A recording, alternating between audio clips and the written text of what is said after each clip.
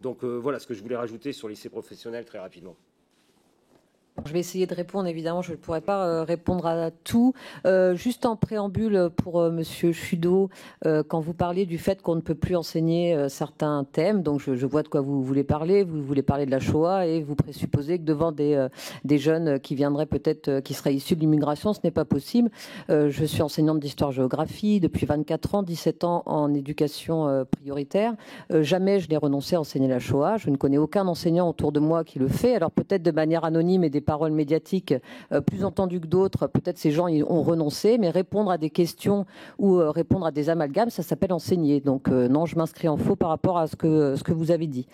Sur les projets d'établissement mis en place depuis quelques années, là encore, c'est l'autonomie des établissements, la mise en concurrence. Ça n'a pas aidé de quelque manière que ce soit à augmenter le niveau des élèves. Sur un adulte devant chaque classe, bien sûr non. Et puis je rappelle, un adulte, ce n'est pas non plus un enseignant.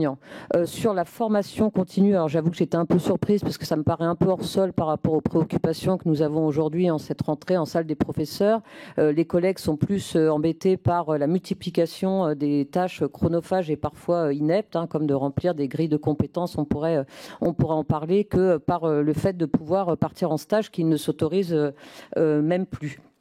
Alors je ne peux pas répondre sur tout. Sur les AESH, oui, évidemment, une grave problématique autour des AESH, un problème de salaire, des conditions de travail qui en plus se dégradent. Les PIAL ont dégradé les conditions de travail des AESH et le futur avec le double employeur ne va évidemment pas améliorer les choses. Ce n'est pas en augmentant le temps de travail qu'on va améliorer les conditions de travail de ces personnels particulièrement maltraités. Sur l'attractivité du métier, eh bien évidemment l'augmentation des salaires, mais aussi dans les conditions de travail, donner du temps de formation, donner du temps de concertation, du travail en équipe. Les enseignants, généralement, ce qu'ils reprochent à l'institution, en fait, le cœur de leur métier avec les élèves, ça continue à être quelque chose qui leur plaît.